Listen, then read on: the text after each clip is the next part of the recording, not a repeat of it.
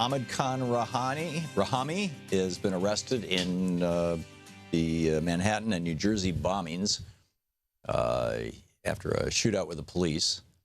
Apparently, one police officer has been injured, and apparently he was shot. The early reports are he was shot in the leg, and that they've taken him off, for medical treatment and then jail custody.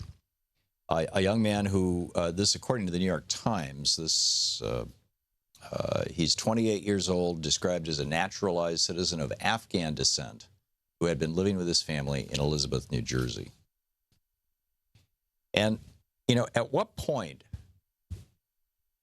are we going to begin to really lay this where it belongs? Not just this incident, but you had the guy in Minnesota over the weekend who stabbed a bunch of people in a mall in Minnesota and was killed by a police officer. You've got, just the list of so-called, radicalized folks goes on and on. If after 9/11, the week after 9/11, when Mullah Omar, the president or Grand Poobah or whatever his title was of Afghanistan, said to George W. Bush, said to the Bush administration, we will arrest Osama bin Laden and hand him over for trial in a neutral third country if you would like. We will do this. And George W. Bush said, nah, I'd rather drop bombs on your country. And began a war against Afghanistan, the second poorest country on earth. A country with a gross domestic product, an annual economic activity of $2 billion. The entire country. A country with an average annual family income of about $700 US per year. Second poorest country on earth. And like I said, a country that in an entire year engaged in $2 billion worth of economic activity. And we have spent $1,000 billion dropping bombs on this country, shooting people in this country, occupying territory in this country. And then, we did the same thing in Iraq. Now, George W. Bush had been fairly careful in public statements not to make this about some giant civilizational battle between Islam but that was the subtext, and that's what all the surrogates were saying, and that's what all the neocons were saying, and and that's what Donald Trump is saying right now. So if George W. Bush had, instead of declaring war on 2 Muslim countries, if instead of doing that, he had brought the international community together and the International Court at The Hague and said, fine, let's use police, not armies, to arrest these people with the cooperation of the Afghan government and put them on trial. The entire world would have been with us.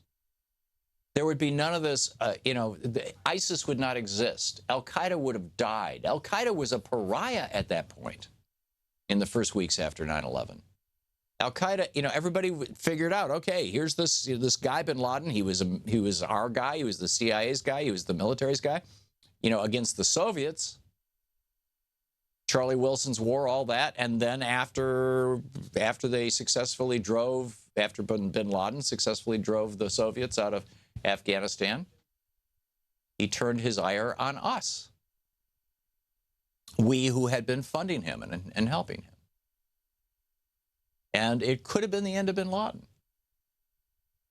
And it could have been the death of Al-Qaeda. And it could have begun an international conversation about, Saudi Arabia is pumping this stuff out, this Wahhabism, Salafism, this extreme form of Islam. They have been planting this cancer in countries all around the world.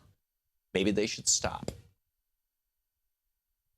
So now here in the United States, and frankly across Europe, but it's a particular problem for us in the United States right now, you have young people.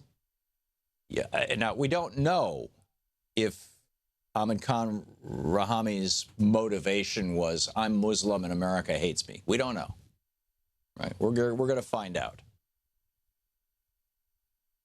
But it's the assumption that is being leaped to by many, and you know it, and I'll leap to that assumption for a moment, just for the purposes of discussion. Let's say that that's the case. I mean, if it's not the case, if he's got some grudge against Chris Christie and Mr. Cuomo, the Andrew Cuomo, the governor of New York. By the way, did you see where Chris Christie, a couple of his guys now are testifying in federal court that Christie knew about the lane change? He might end up being indicted. Anyhow, a whole different thing. But let's say that you're a young Muslim in the United States. And President Obama is saying to you, we, the United States, we're not at war with Islam. We have no interest in being at war with Islam. We would, we're fighting some very specific crazy people who are perverting Islam and using Islam. But, as an excuse for raping and pillaging and robbing, and, it's just. And then along comes Donald Trump and says, oh, yeah, we got to ban Muslims from the United States.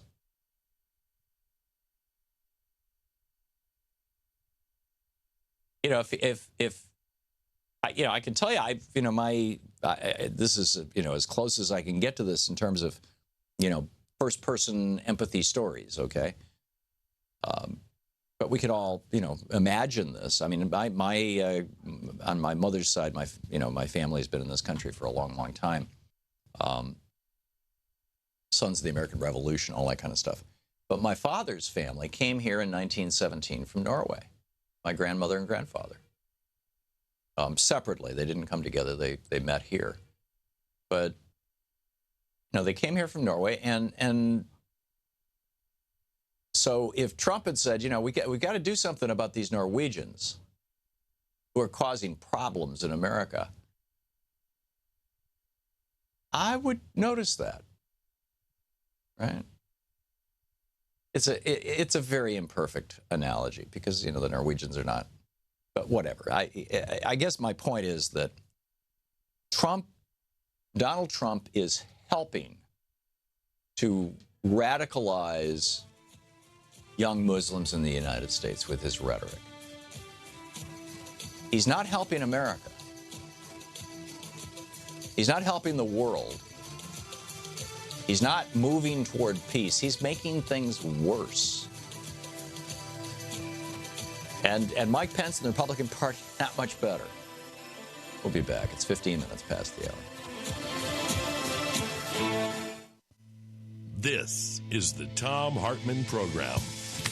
Is it time for us to have a national conversation about how horrible the decision-making was in the Bush-Cheney administration?